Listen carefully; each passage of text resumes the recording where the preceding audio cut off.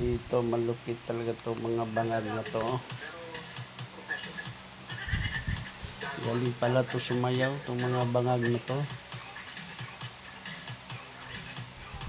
Ang cute pa naman nila.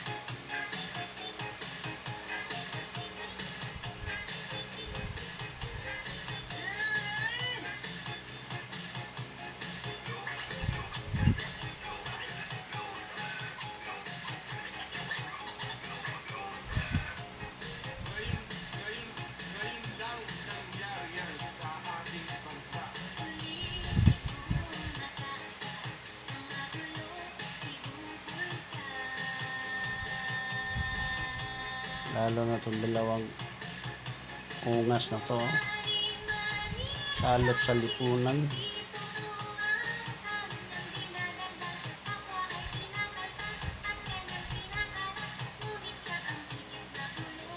Convicted na yan Castro na yan, pero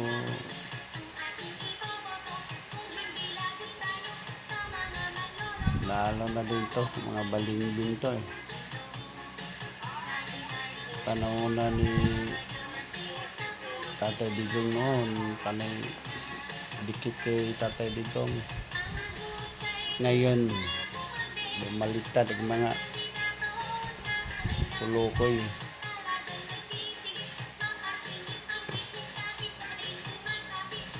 Dito lalo na tong dalawang to. Isang pastor na hinayupak na ubod ng sinungaling. Bakit naging bishop tawag nito? At ito namang isang si Dan,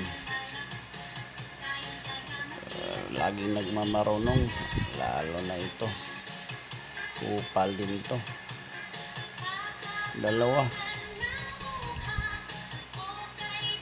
kala ko sino na magaling.